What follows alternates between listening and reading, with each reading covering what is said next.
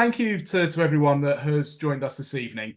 And my name is Paul Hanrahan, and I'm part of the talent acquisition team here at Enterprise.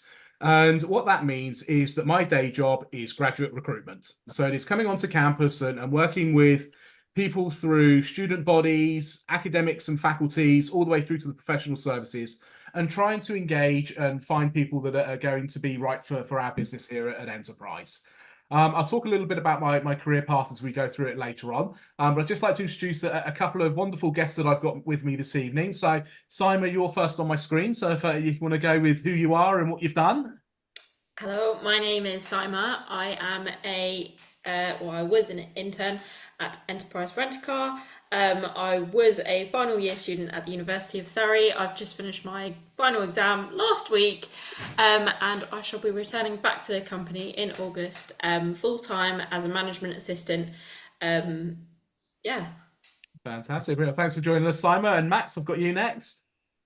Yeah, hi guys. I also did a 12-month management trainee placement with Enterprise. I go to the University of Reading and I study an international business management degree at Henley Business School, which I've now finished. I worked at two branches during my time at Enterprise, one in High Wycombe, and then my last 6 months at Heathrow. And I'll be returning back to Enterprise at the end of July. Fantastic, and welcome to you as well, Max. And thank you both for joining me this evening. And wanted to give our guests a bit of an overview of what the next sort of 40 minutes or so is going to look like. We've got a slide deck to go through to talk you through a little bit about who Enterprise are, what we do, how we do it, the things that are important to us. So as we're going through that, please start to think about any questions that you've got. Put them into the chat. I will get to as many of those as I can.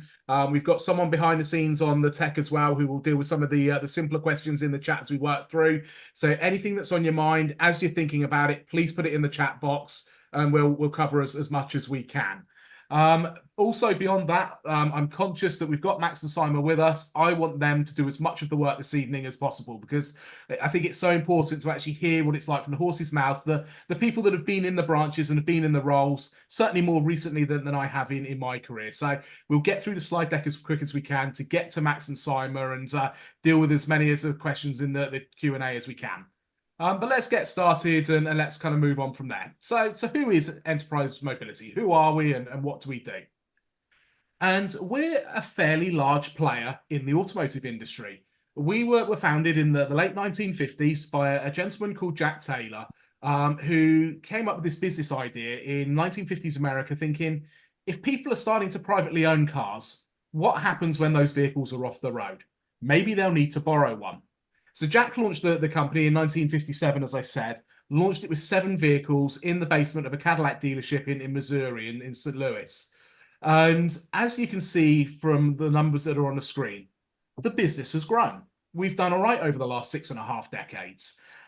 From very, very humble beginnings, we now turn over about $35 billion, employ closing in on 100,000 people in nearly 100 different countries and nearly 10,000 locations. Starting with 7 cars, we've now got 2.3 million vehicles in our fleet, which is just incredible. And fast forward to where we are today, we are still privately owned. So we are the 9th largest privately owned organization in the US. So when Jack was getting sort of more mature in his years, he handed the reins over to Andy, his son. Andy took the company through a massive growth program through the rest of the US, into Canada, and eventually into Europe, where we've expanded across the UK, Ireland, Germany, France, and Spain. We then had our first non-Taylor CEO, and we had Pam Nicholson. And Pam Nicholson started as a management trainee on the graduate program and worked her way all the way up to CEO. We now have our 4th CEO, and it is also another female. And we have now got Jack's granddaughter, Chrissy Taylor, at the reins of the organization. So when you start to think about the size of the organization that we're in the automotive industry. To have had 2 female CEOs in our 65, 67-year history makes us quite unique. And it's something that we talk a lot about in terms of breaking barriers, not having glass ceilings, opportunities for all. And we'll talk a little bit about diversity, equity, and inclusion in a moment. But Saimah, I'm going to come to you just on this part. You know, as a young lady starting out on your career, How important is it for you to have role models, to have people that you can aspire to see people like you in the organization? I think it's very important because to have that sort of guidance and to have someone that you can turn to, especially, in fact, I was having this conversation with one of my colleagues just the other day. There aren't that many females in the automotive industry, and in our area as well, there aren't that many. And I don't know if any of you guys know what a Luton tail lift van is. It's a really big van, and there was a customer that had decided to rent one of those vans, and she offered to pull it out for him, and he was like, "Oh, no, no, no, it's fine, you're just a girl." And she was like, "No, no, I'll pull it out for you." So she pulled it out, and there's a petrol station close to our branch. She pulled it right into the petrol station for him so he could fuel up as well. He was so flabbergasted. And I remember when she told me, I was like, "Do you know what? Female power. You proved him wrong.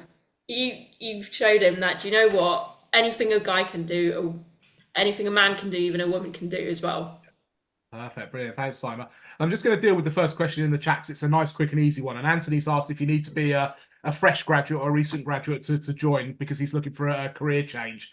Anthony, absolutely not. It doesn't matter whether you finished university 5 days ago, like Saimah, whether you're 5 years into your career, 10 years into your career, it doesn't matter. As long as you've got that drive and that ambition to want to progress with the organization and to get yourself into those positions of responsibility with us, that is absolutely fine. So it doesn't matter whether you're a 21-year-old or a 50-year-old grad, it makes no difference. You know, the same opportunities are presented to people. So, and if anything, having a little bit of working experience and a little bit of life experience could even be a positive because you might know how to deal with certain things that maybe some of your more junior counterparts wouldn't. So, yeah, don't panic as to whether you're a new graduate or whether you're a few years into your career.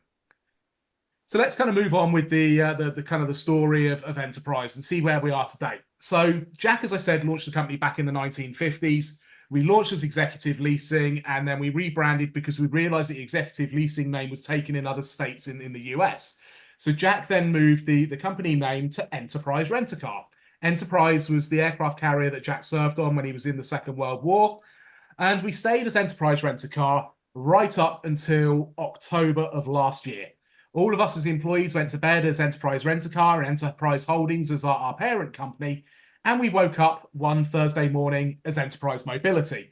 And the reason for that is we actually realized that calling ourselves Enterprise Rent-A-Car didn't do us justice. You know, it didn't really talk about all the different things that we do. There is so much more to us than just the rent-a-car business. And when you look at this slide on the screen, you can see that we actually have, under the Enterprise Mobility banner, 3 separate car rental companies: Enterprise, National, and Alamo. Within that, we then have lots of different business lines. We have our fleet management. We have Flexi Rent, which is the commercial division over here in the UK. We've got Enterprise Car Club, which is our subscription service, fully automated by the hour. But we even own a number of technology companies. So looking at things like vehicle telematics, looking at things like autonomous vehicles, looking at things like alternative fuels and research and investment into those. So when you actually start to peel back the layers and you start to look at the different services that we provide, the different things that we're involved in, there's so much more to us than just renting a few cars. And Max, I'm going to come to you on this one. When you joined the business and when you were doing your research, did you realize any of this? Did you realize the broad scope for your career and where it could go and the different options that are there within the business?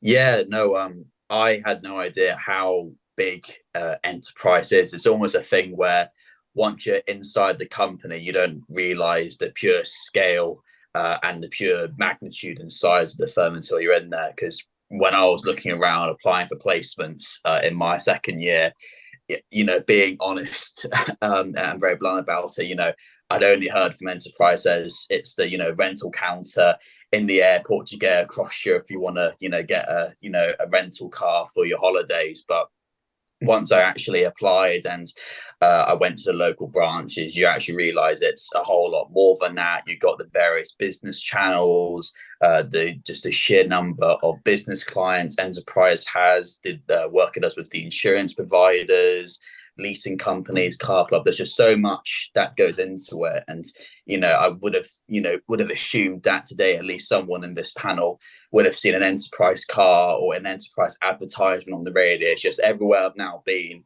I've just been constantly orientated by enterprise, which I think is probably the biggest compliment to the company regarding just how big it is in its scale and size. Yeah, that's good. And I'm hoping that some of you are joining us tonight because you've seen our brand on campus. That you've seen us when we've come to careers fairs, when we've done talks or whatever it might be. And, that would be sort of great to hear some of those stories if you are engaging with us off the back of those. Now, there's a great question in the chat. Powell's asked it. And Powell, I'm going to come back to it because I think that's a brilliant one because it's talking about what sort of experience, what are the requirements, someone who's concerned about having little to no corporate experience. So we're going to sit on that question, Powell, for a few minutes. We're going to come to that in a moment when we sort of have a look at a couple of the different areas. So let's kind of move on and let's kind of look at sort of where and how enterprise has grown. So we know, as I said, that the business was founded by Jack Taylor, that we've kind of grown. We now boast some huge numbers. And you might worry that the company then maybe perhaps starts to feel large. It starts to feel cold. It starts to feel a little bit distanced. But what we've done and the way that we've grown is we've stayed very true to the values that Jack put in place all the way back in the 1950s. And these are the way that us as employees are expected to behave and to do business and how we're expected to do things when we're in our roles within enterprise. And I'm hoping that what you'll see this evening from speaking to myself and Saimah and Max is that we are an extension of these values, that we are an extension of the brand and that these ring true with us. And there's a couple of sort of different ones on here that we're going to look at and we're going to talk about in a little bit more depth. And we're going to talk particularly about our doors are open and we're going to talk about sort of strengthening our communities one neighborhood at a time and talking about sort of what that looks like and how we can also be a decent corporate citizen as well as a decent performing employee, which is, doing what's required for the business for it to grow and to be profitable as well. But a lot of this talks about how we're expected to do things, have honesty and integrity, do things in the right kind of way, have a strong sense of ethics, to be seen as a business where customers feel safe coming and doing business with us and working with us. But also a fun and a friendly place, where we're able to work as a team, where we're supportive of each other, where we're developing and where we're growing and, where we're really sort of having that good time at work. Because at the end of the day, you spend a long time at work. You're going to spend sort of 9-10 hours at work. You want to make sure that you enjoy what you're doing, you enjoy the environment you're working in, and the people that you've got in your team, that you're all enhancing and adding to that culture, that you can all be individuals and bring something to it. And Saimah, Max, I'm going to hand over to you. I don't mind which of you sort of answers, but looking at the values, which of these have you seen the most evidence of in your branch? Is there any one of these that particularly rings true with you? Do you want to go first, Max? Yeah, okay. I think for me, I think the two or the one that resonates the most to me is that our doors are open, regarding opportunities. And I feel like the thing that makes enterprise unique out of all the many employers out there and all the many graduate schemes out there as well is you can guide and essentially take whatever direction you want to in the company, and there will be some form of support and guidance along the way. So even when I was in my placements, I always had this mentality of wanting to constantly push myself and not stand still. And in my frame of mind, if I've only got 12 months to the company, I want to make sure I give it my absolute all. So when I wanted to make a transfer to the Heathrow Airport branch, which is right now the flagship branch for enterprise mobility in the UK, all the team around me were able to facilitate the transfer. I was able to go down for trial days, just see what it's like, speak with colleagues, and again, just the sheer support and help enterprise offered me, again, really impressed with, and also made me feel really valued in the company as well, which is a really important thing. And again, probably everyone as well as being a fun and friendly place to work. When I was trying to think of something to say tonight regarding why enterprise, someone said to me once that to have a successful career, you need two things in your life as a rule of thumb: energy and happiness. You can't have one without the other. And everyone I've met of enterprise have always offered abundances of different combinations of energy and happiness. And I can tell you now, with enterprise about enterprise, as long as you have those two things and you're around in your workplace, you're going to have one hell of a career. But for me, those two values were the ones that resonated the most with me, and probably were the ones that were most important to me as well. Brilliant. Saimah, I'm not going to come to you for the values because Max has chosen to. So we'll go on that. But Max, I love what you're saying there about sort of energy and happiness. And I remember sitting with my general manager when I was working sort of in the operating groups previously. And he said to a new hire, and we were talking about, he said, all I care about is that you're going to come in and be nice to my customers, and that you're going to be a good part of the team. That you're going to, you're going to do what you can to enhance the culture, to add to the team, not to try and fit into it, but to bring something different to it. And that always stuck with me. It was such a nice way of looking at it when we talk about experience. Didn't matter what background they came from, as long as they were going to be decent to the customers and decent to the teammates.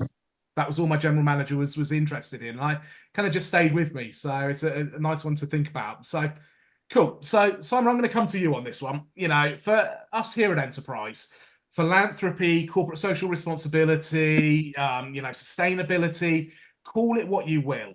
They're so important to us in terms of making sure that we're doing what is right for the business, but also what is right for our community, what is right for the environment, what is right for our customer base and the future generations coming through.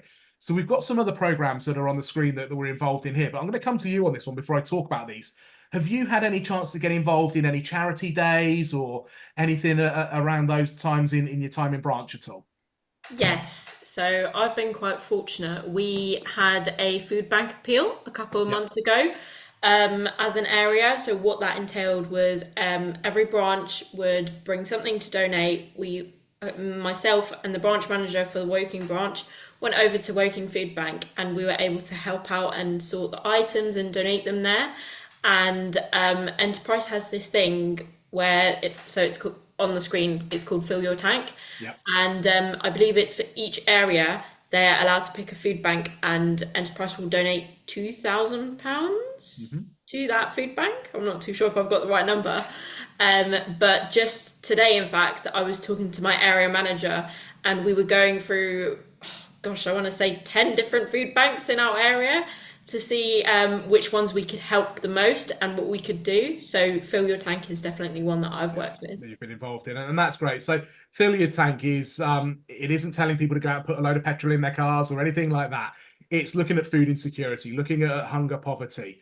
And Jack, when he was in charge of the company, had this very, very strong belief that basically no child should go to school on an empty tummy. And it's working with food banks, it's working with breakfast clubs, after school clubs, and trying to support those people in our community that need that bit of help, that bit of a leg up. And and it's brilliant, Simon, that you touched on your local food banks, because what we want is we want our employees to be active in the community. So we give our employees a chance to get involved in these sorts of programs. If there's something that you're interested in, if there's something you're passionate about, you can go and get involved in that off your own back. And we actually give a paid day's leave a year to go and get involved in a good cause. It's called My Purpose, My Time. So you can actually go out and do a day's volunteering to get paid for it and not have to take it out your holiday or anything like that. The other one that's on the screen that I want to touch on is the 50 million tree pledge. And this is more around sort of our environmental sustainability. And this isn't something that we've launched off the back of COP26 in November 2021. This is something that we've been doing since 2007. We've realized by being in the automotive industry that by running vehicles and the number of branches we have an impact on the environment and where we do things.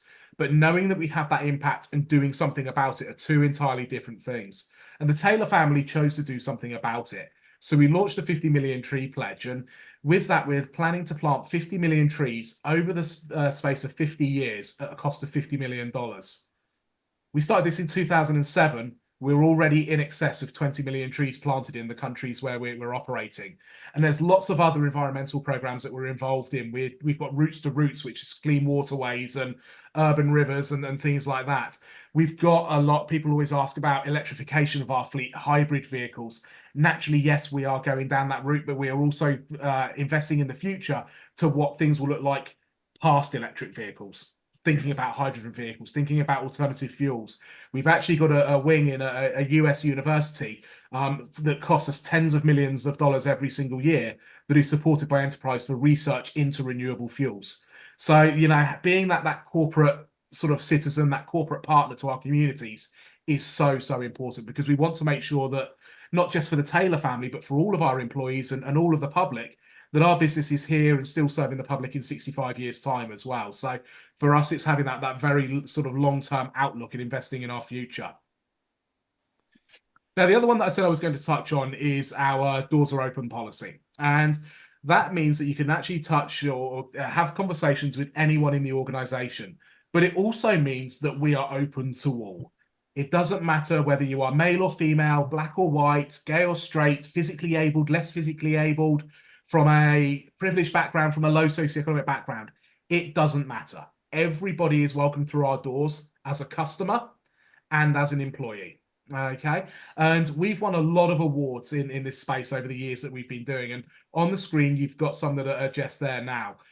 So we are in the Social Mobility Top 75 Employers Index. So where we actually will go out and target people from non-Russell Group universities, from lower socioeconomic backgrounds, from those postcode cold spots. And actually 86% of our hires have come from non-Russell Group universities. We hire about 100, or we hire from about 125 different institutions every single year. We are in the top 10% in the Gallup Exceptional Workplace. So they benchmark us against other organizations, and we're towards the top of that. We've previously been recognized for some of our race and ethnicity programs that we've got. We've been previously recognized in the Times for where women want to launch their careers, all sorts of different things we get recognized around diversity, equity, and inclusion. It is embedded in what we do. And Ramina, we touched on it, Saimah, we touched on it at the start of the session when we said about having role models and that side of things. And that is so important, isn't it? Having those people that you can see that are like you to aspire to and, you know, to go to for that bit of support and that help along the way.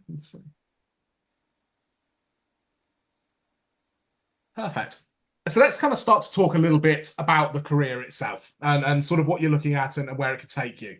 So across the globe last year, we had 20,000 lateral moves or promotions where people were changing roles, were moving, were getting promoted, and were seeking sort of new challenges and adding to their role as they were going through. So this is something that we're incredibly proud of, because one of the things that we do from my standpoint as a graduate recruiter, I sell this opportunity as progression. I'm not hiring people, and all of the ones of you that are on this call tonight, we are not looking to hire you to be a management trainee for the rest of your career. We want you to have that aspiration to be an assistant manager, a branch manager, an area manager, a regional manager, CEO, if your career path goes that high. But alternatively, the beauty of enterprise, and you'll see it on a slide in a moment, is there's lots of support roles. So my career path, I started as a graduate 24 years ago, worked my way up to branch manager, and then moved across into HR and into recruitment and training and development. And I've stayed in that specialist people side of the business and have continued to progress down that side of things. You may come in and just find that you absolutely love sales and you go and become a national sales manager, an account manager.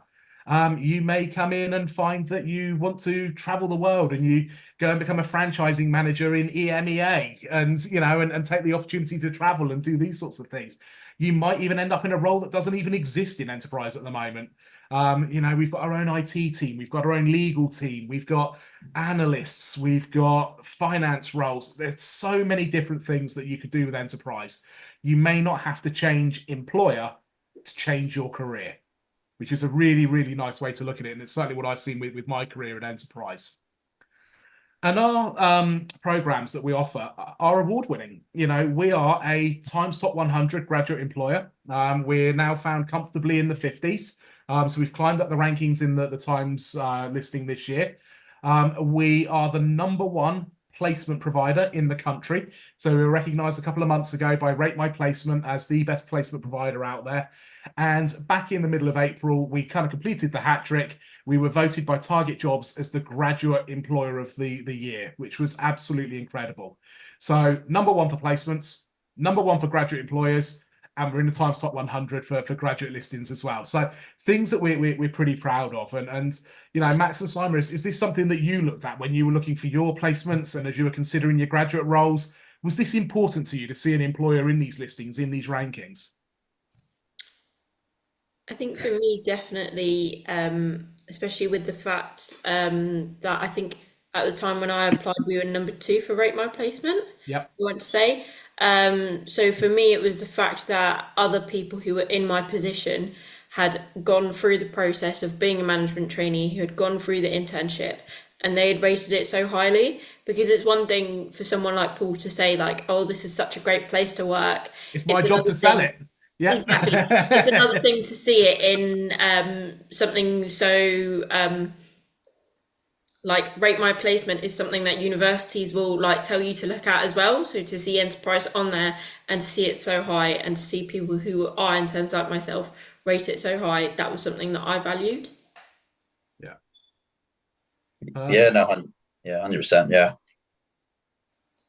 Good. So let's kind of look at what the management trainee program sort of actually entails, and let's look at how this works. And what I will say in terms of placements and internships, I know that's what Max and Saimah both did.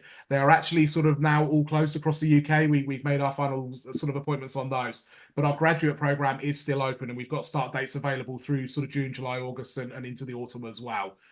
So if it's a placement, unfortunately they are closed, but the grad roles certainly are still open right now. So let's kind of look at the things that you're going to learn and the things that you're going to get involved in as you kind of go through. And the first thing that you're going to get is you're going to get trained in how our business actually operates. The idea with our management trainee program, the clues in the job title, we are training you to be a manager. So we're going to give you an understanding of all the different areas of our business, whether that is the people side of things, in terms of how you would train, develop, and coach and get the best out of a team. The numbers side, so getting you thinking about the profit and loss statement. But you don't need to be a chartered accountant to understand it. It's more understanding things like cost control and revenue generation and how you can impact those numbers, right the way through to the marketing and the account management, and getting you thinking about how we grow the business, how we build relationships and engage with that customer base externally. And as you're doing that, you're going to develop an awful lot of professional skills. You are going to learn how to lead people. You are going to learn how to be resilient when you take bumps along the way. You're going to learn good time management skills. You're going to learn flexibility and adaptability. You're going to learn marketing skills. You're going to learn finance and accounting skills. All of these different things you'll get along the way. So it really will help you as you move through your career. And with that, what you're going to do is you're going to grow relationships. You are going to get access to people that can help and to support you. And that's the next slide across, that support system. People that will mentor, that will help, and that will coach, and that will support your development, whether that's your branch manager on a day-to-day basis, whether it's a mentor, or whether it's someone that you've built a relationship with and that you've kind of just struck a chord with, and you're there to help each other along the way. But you're going to get plenty of supporters as you go through. And Max, I think I'll come to you on this one first. Talk me through how the training works in branch. We talk a lot about getting these skills. We talk about understanding how the business works. What did that look like, sort of day to day, week to week, month to month? How did it work out? Yeah, so to put it really simply, when you join the company, at first everything's very overwhelming, lots to learn. But at Enterprise, one of the good things that will help you guys going forward as a management trainee is that there's a plan for you. Your branch manager will sit down, your assistant manager will sit down with you, and will be like, here's your 12-month plan. This is what we're going to do. Head office will run training sessions, which will be like little refreshers on what you've already learned at branch. So before you get to those head office sessions, you'll have tasks you can complete on your login portals, where it'll be questions about how to run the branch, specific topics, the contract side of things, excesses, insurance, how to build relationships with our corporate clients.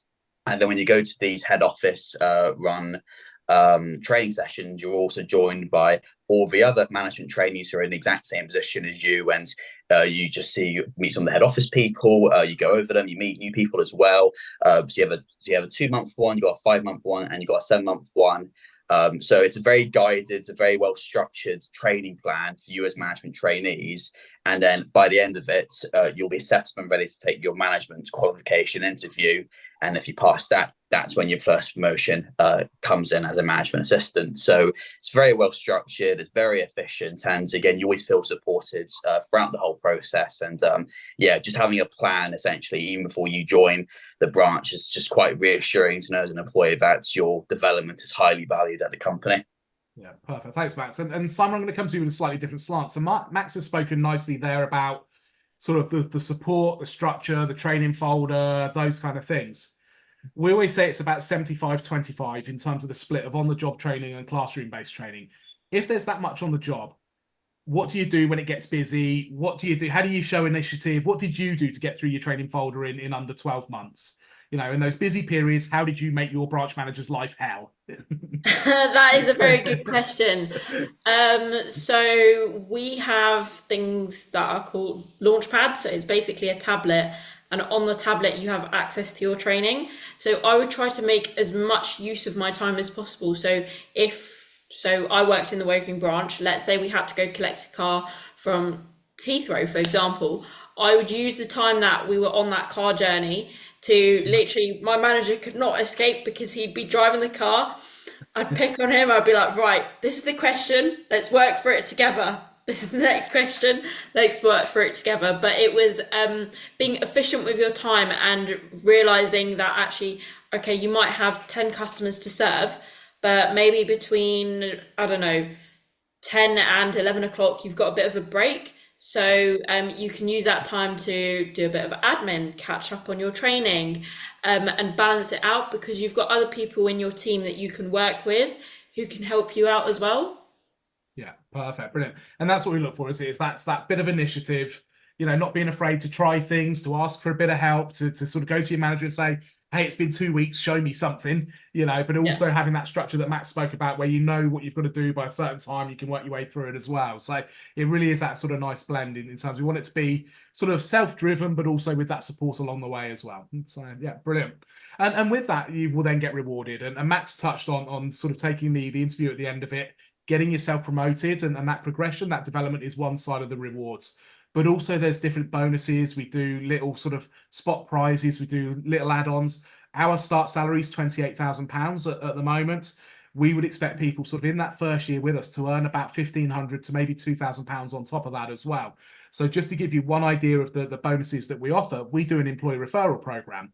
So for me as a recruiter, I could spend thousands of pounds on a job board and I could get people through that, not a problem at all. But what I would rather do is I'd rather invest that money in the team and pay the people that are in our branches that are finding me good talent, finding me people like them that they know would be great for the business, and reward them by paying them this bonus instead. And we actually pay a bonus of up to £1,000 per person that our employees get hired. And there's a story that's been sort of bounced around over the last couple of years. There's a young man in Essex who I believe had 11 employee referrals in his first year in the business. So added £11,000 to his bottom line salary by getting good people to join the business and supporting our recruitment efforts that way. So if any of you are on the call tonight and if you get the job with us, if you go on to apply and get selected and you know you've got friends that you work with or friends on your course and you put them forward, please make sure that they put your name on the application form because there's a good chance that you could be bolstering your start salary a little bit as you move up through the sort of coming months from there. So career path, we touched on it a little bit. You know, we spoke about sort of starting at management trainee, progressing your way through the business. So Max and Saimah are coming back on that second stage as a management assistant. I got up to the branch manager level and then moved across into HR from there. But as you can see on this graphic, there's lots and lots of career paths, lots of different directions that you can go in. And one of the ways that we're viewing it at the moment with Enterprise is it isn't so much a career ladder, it is a career lattice. So you could move up, move sideways, move up a bit, sideways again, drop down one to go back across, to go back up again. There's so many different directions that you can choose. So your career really can go anywhere. Now I'm going to flip this slide on its head a little bit because we spoke about some of the skills that you will learn in the branch. But we had a really, really good question, if you remember, sort of going back sort of 15 minutes ago from Powell on the question. And it was, I haven't got a lot of corporate experience. So what are you looking for? What are the requirements? We look for 6 core competencies. We look for customer service. We look for sales aptitude. So we're not looking for sales experience. We're looking for aptitude, that ability to influence, to persuade, to compromise, to negotiate. We look for flexibility. We look for communication. We look for work ethic. And then we look for leadership and within that team working as well. So 6 core competencies. So who shall I go to first? Max, let's come to you. When you joined Enterprise, had you led teams of 50 people and run multi-million-pound projects? No, and no. What background were you coming from? What had you done previously? You know, what skills do you feel that you'd had? So before enterprise, I was like a retail assistant at Sainsbury's during COVID.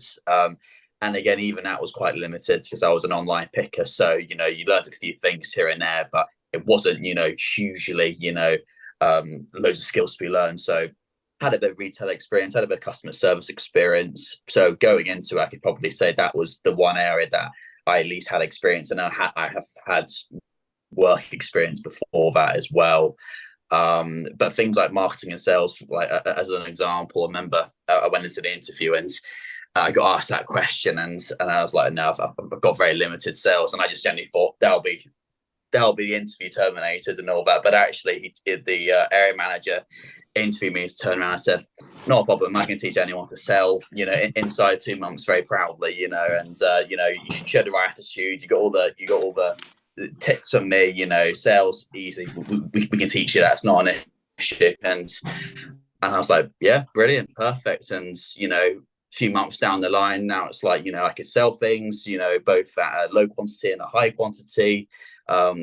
And yeah, so it's just as an example of just because you don't have a skill gap, just because you don't have those skills doesn't mean that you can't learn them on the job. And actually, in a strange way, going into enterprise with those skills yet to be learned is actually almost a better way, because then you're molding into the type of salesperson and marketing person and how you want to approach problem solving that you actually want, from having a fixed set of, I know how to do this, so I'm going to stick to my way. So yeah.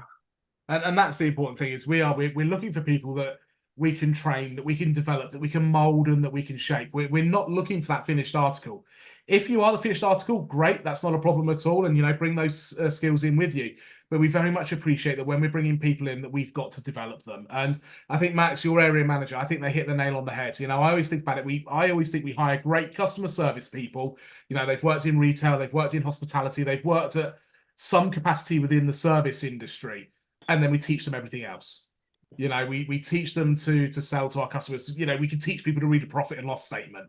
It's kind of thinking about that. So Saimah, welcome back. I'm not sure if your internet dropped or whatever it was, but nice of you to join us again. Kind of the same question to you. When you joined Enterprise, what background did you come from? Had you had vast swathes of work experience, professional experience, or had you had really relevant corporate experience? Where were you coming from? So I didn't have corporate experience, but I sort of had retail experience like Max. Yeah. I had seen these competencies on the job description, and at first I was like, oh my gosh, I don't think I have anything to say that I'm a great leader or I can problem solve, because most problems that I encountered in retail was a customer coming to say that they couldn't find an item, or maybe they needed a refund. But then I realised, hang on a minute, that's where my customer service comes in. And sure, I didn't have marketing and sales, but I had time management, where I needed to get deliveries done by a certain time and make sure everything was on the shop floor. Then came into play leadership, because we would have to lead the morning team. And then slowly, I realised maybe I actually do have these competencies, just not in the way that I sort of imagined enterprise would need it. And that's what I'd put forward to my area manager. And he had said that that's exactly what he's looking for.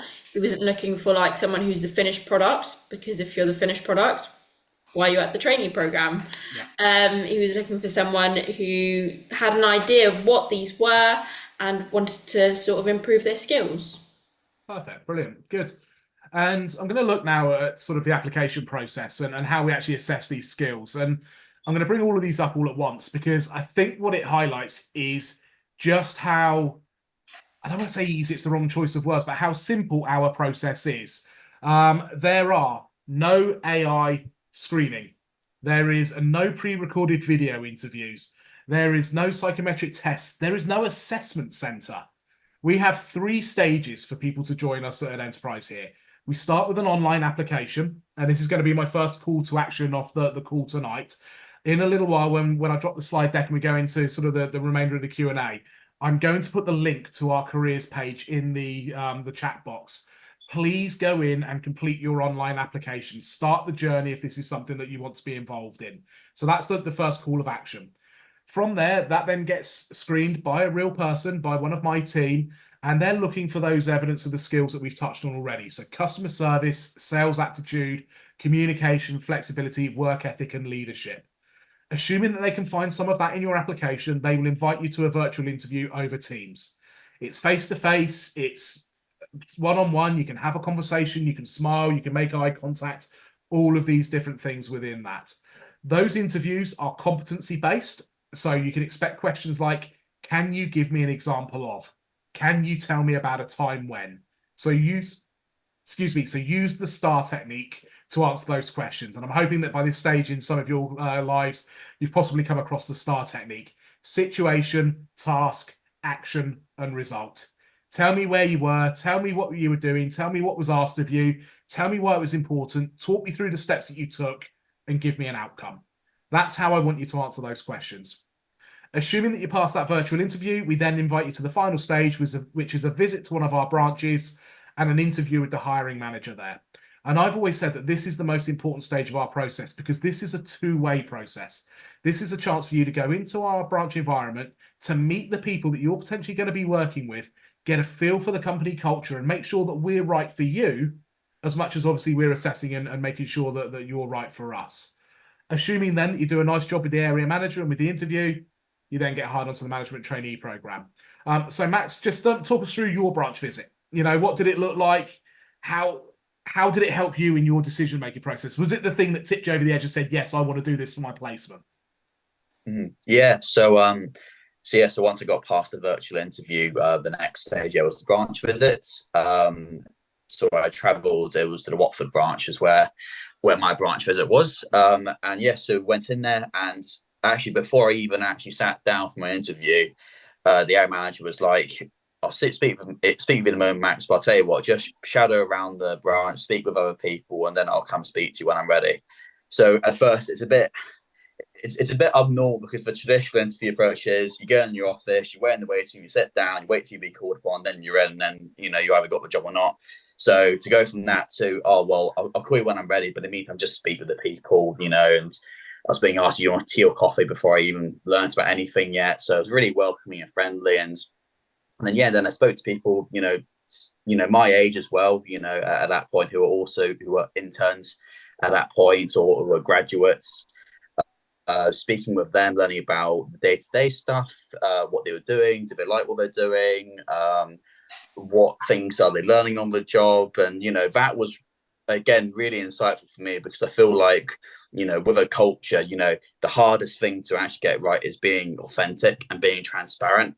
And if you're kind of trying to like put on an act, it's very hard to like maintain it over time. So when I went to the branch, I could instinctively tell that everyone really enjoyed themselves. They're really welcoming. When I see them speaking with customers and the public, they're really very big big family vibe happening in the branch. And then I spoke down with the area manager, spoke about what we both wanted out of this, and had a really good conversation. And it was only like a couple of days after that I then got a call offering the job to me. So it was a really good visit and really unique and insightful as well, which I really liked. Perfect. And Saimah, anything different for you when you went into branch? How did that make you feel when you went in?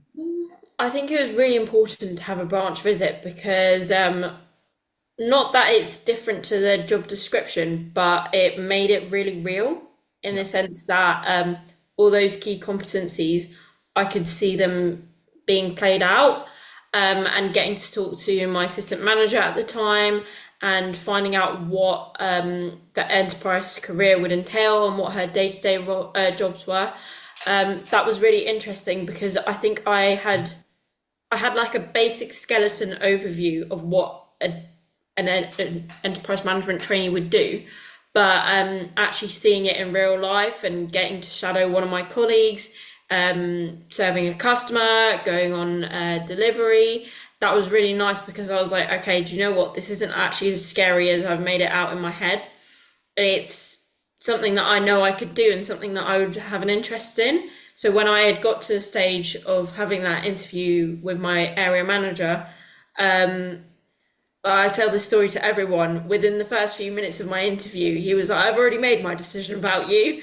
I was like, oh God, I don't know if that's a good thing or a bad thing. And then he started listing how the job would work and how my career progression was like.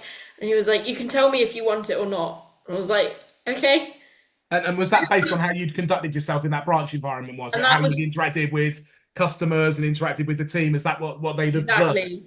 Yeah. That was where I'd taken the initiative to talk to customers during my interview, to ask questions to my assistant manager, the branch manager at the time. I was taking a real interest into business, and I'd like to say that's what he had seen, Yeah. and that's what made him decide that he wanted to hire me. I'll have to ask him one day why he made that choice. Yeah, that's it. Can't back out now. Like, that's it, exactly. Yep, you're coming back to us in August. That's it. So Exactly. good. So last couple of slides before I sort of wrap up the slide deck bit, we'll do a bit of Q&A and go into the chat box. We have got an awful lot of brilliant content on our social channels. Our Instagram page is growing all the time. There's some brilliant reels, some brilliant stories, some brilliant information on there. Lots of things on LinkedIn. Our YouTube channel is fantastic. We've done lots of webinar series about student life, about employability skills, how to get through interview processes. You name it, there's content on there. There's even some of these previous calls that we've done with other panel members. So, do please visit some of the socials, take the advantage to sort of use this to help your research and decide whether we're the right business for you. And the last slide that I wanted to show, and this is kind of then when I'm going to put some bits in the chat, is that bit of call to action. If you want to connect with me, the QR code that is on screen at the moment is my LinkedIn. So do please scan that, send me a connection request. You can have a little look at some of the things that I've been up to, sharing some of the things we've been doing nationally and internationally as well as personally. And as I said, my call to action to all of you that are on this call tonight, if you are interested in our opportunities and you're excited about enterprise and what we've got to offer, please go on to careers.enterprise.co.uk and complete that online application. Now, I'm going to put in the chat box the link for our careers page. So as it's there for you and you can all get access to it. So I'll do that in one moment once I've dropped the slide deck. I will also put in a hyperlink for my LinkedIn as well, just in case you're actually watching this webinar on your phone and that you can't actually sort of scan the QR code as well. But that's kind of all I wanted to touch on in terms of the slide deck itself. So I'm going to stop my share and I'm going to bring sort of a few of us back to the main screen on this and just dip into the chat box momentarily. So, and see what we've got going on. So if you've got any questions, do please pop them in there and I'll get through as many as we can. So let's have a little look. So we've got a couple of questions about specific roles. So engineering jobs, computer science, that kind of thing. What I would say is we haven't necessarily got any engineering jobs at the moment, but what we have got is a lot of different roles, different parts of the business, different areas where people can go and where their career could take them. We do have some computer science, some data analysts, some business analyst roles. All of these roles are on our website, and I've just put it in the chat box. It looks like it's only going to host some panelists though. So my wonderful helper in the background, Sam, I may need you just to put this in the main chat box for me, but it's in our hosts one. If you can move that across for me, that would be amazing. And I will just pull my LinkedIn across as well. There we go. And pop that in the Zoom box. Brilliant. Thank you, Sam. And there's my LinkedIn as well for you. So yeah, have a little look on our website, have a nose around, look at the different career paths. We've got a European contact center, which has got some insurance roles, claims roles, that has got some home working roles, that's got more administrative roles within it. We've got our European head office in Egham in Surrey. We've got our regional head offices, one in Gloucester, one in Staines, one in Lancaster, one up in Glasgow. We're everywhere. So these roles have those support functions in them. We have teams that are in branding, that are PR and comms and marketing. We've got a team, we've got IT, we've got in-house legal. All of these different roles are in some of those. And then we've also got the management trainee program, which can be found in every single one of our branches, from Penzance in Cornwall all the way up to Strathclyde in Scotland and 480 locations in between. So if you start thinking about wanting to start your career and you want to start it close to home, or you want to go to a city that fancy something a bit different, we can accommodate. We can get you where you need to be. But yeah, certainly lots of opportunities. So let's see what we've got in the chat. Anything else that I've missed? Placements we touched on. So there's a question about sort of time frame and hearing back. So Howard, what I would say with that is when someone applies, our team is expected to get back to them within 48 hours of that application. If you want to send me a direct message through LinkedIn and let me know what part of the country that you've applied to, I will pull up your application and I will find who your assigned recruiter is, and I'll look into whether and why they haven't responded and make sure they get back to you from there. One thing that I will say, just in their defense, is that sometimes because of email settings, our emailed responses will go into the junk folder. So do check your junk folder just to make sure that it's not that you haven't missed a message, that it's not tucked away in there. Gmail in particular has very, very tight different settings for spam. So, we find a lot of the emails do go in from there. Got a question about visa sponsorship. So Enterprise as a business, we are a large company that can look at sponsorship. What we look at is we look at it on a case-by-case basis. So we would expect you to secure your 2-year postgraduate working visa, and we would expect you to have that full 2 years at time of application to us. At the end of those 2 years, we would then look at your position within the organization. We would look at your performance and would then make our decisions as to whether we would support a visa application from there. So what I would say is that, yes, we can do it, but it's on a case-by-case basis. We certainly don't do it for every employee. We employ 100,000 people across the globe. So as you can imagine, that's quite a cost and quite a number of people that maybe need that support. So case-by-case is what we look at on that one. Any other questions at all? Just while we're on the requirement side of things, the other piece as well I haven't mentioned, you do require a UK driving license. As you can imagine, we are a car rental company. We are sort of in the automotive industry. Driving our vehicles is a big part of the role. So we would require you to actually be able to have a UK license. And that is something that you would need at point of application. So if you've got a provisional, if you're learning to drive, get your test booked, get your license and go from there. So any previous work experience is absolutely fine. Got a question about that. Doesn't matter whether it's in the UK or overseas, as long as you can demonstrate the core competencies that we look for, that is all that we're interested in. And that work experience, it doesn't, and I hate this, University Career Services, they will use the term relevant work experience. For me, it's all relevant. Doesn't matter whether you've worked in McDonald's, whether you've worked in Sainsbury's, or whether you've worked in a financial institution and you're interested in investment banking. It's all relevant because you get different skills from all the different things that you do. So for me, it doesn't matter what you've done. As long as you've done something, you would have taken skills from it. If you haven't got professional experience, then other areas can help. I think about myself. A lot of my leadership skills, a lot of my communication skills didn't come from me doing a management course. It came from leading teams in a football arena, by playing cricket, by captaining teams, learning how to motivate people, learning how to get the best out of a team, learning how to bring people from different backgrounds together to achieve a common goal. So all of that I learned in the middle of the sporting arena, but not in the professional world. So just think about what you've done. If you've been on the committee of a society at university, are you involved in charity or volunteering outside of work? Do you give your time up? All of these different things will add skills to what you do.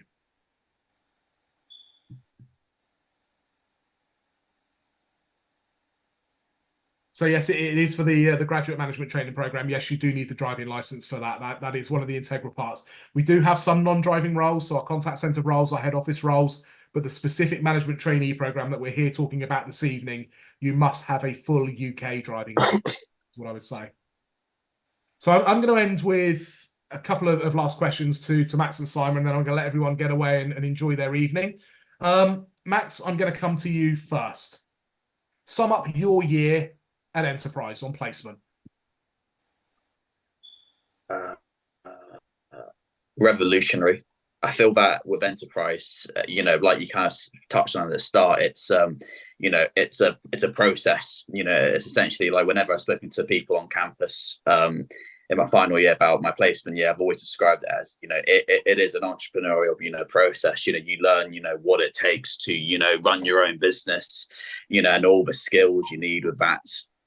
You learn about so much. You meet a load of different people.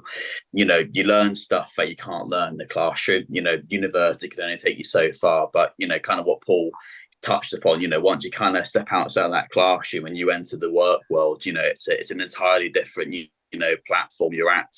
So, being able to, speak with the general public, engage them regularly, having to talk to people, even if you're a bit, shy, you're not so good at talking in public, this is the place where you can, truly, grow and nurture, essentially. And, without enterprise, I would certainly wouldn't be the person, I am today. And, the business leader I want to be going forwards, again, I couldn't have done without enterprise. So if anyone's on here wondering about whether or not to apply, I always just say with a mentality of, go for it, be ambitious, be brave, and, just be open-minded, it's a fantastic experience, great opportunity, and would recommend it to anyone.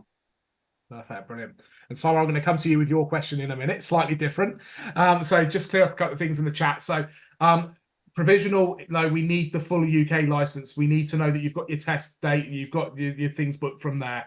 So don't apply until you have got your license is what I would say. The other side of things, just had a question about degree backgrounds. Doesn't matter. We've got people in our business that have done business degrees, as you can imagine. I'm probably the anomaly in enterprise. I did an HR degree and I wound up in HR. To give you an idea of how broad we go, my predecessor did a dance major, and was no less successful in graduate recruitment than I am. What matters is those skills, the different things that you've kind of done sort of behind the scenes. Sam in the background did a French degree, so, all degrees, all backgrounds, everything is welcome. Saimah, my question for you. You're coming back to us in the summer. You've had your placement, all of those things. What's next? What does your journey look like? Where are you heading? That is a very good question. I guess it depends on who you're asking. Yeah, we've had Max in terms of what he got out of it, why he joined, and what his year was like. What's your next year going to look like? Of course. So I've had a bit of a sit down with my branch manager, and whilst I was part-time, the graduates that I had seen that had started with me, they were all able to apply for assistant manager roles. So for me, it was kind of like, oh gosh, we started at the same time and now you're applying for assistant manager roles, but I need to finish this degree before I can do it. So I've actually had that, although it's been humbling, it's been an experience to see them go for interviews, see them get promoted, see what worked well for one person, what might have not worked well. So hopefully within the first 3 months, I'm saying it on a live now, so I can't back out. Yeah, we've got it recorded. Yep, 3 months you will be assistant manager. Yeah. Don't send this to anyone else. Don't send this to my area manager. But hopefully within the first 3 months get promoted to assistant manager of my own branch, and ideally within the first full year or year and a half to get promoted to branch manager. Fingers crossed. Amazing. But then lots of opportunity going forward to use those talent development skills that you're learning and everything else that you can do from there. So yeah, amazing. So good. All that is left for me to say is thank you to those that have joined us on the call this evening. I hope that you found it insightful. I hope you found it helpful. I hope it's taught you a little bit about the business that you didn't already know. I hope it's got you excited about our roles. Like I said, call to action. Please go and complete that online application if it's in an area that you're interested in. And please do sort of check out some of our socials as well. I wish you all the best of luck in your applications. And then finally, Max, Saimah, thank you to both of you. Thank you for being brilliant in your year on your placement. Thank you for being brilliant on your year as a campus brand ambassador working with me on campus. And to both of you, I wish you the best of luck when you come back. But first and foremost, recharge the batteries, enjoy your summer, take some time out, But yeah, lovely to see you both. Well done. And Sam, thank you for being in the background. And we'll leave it there. Good night.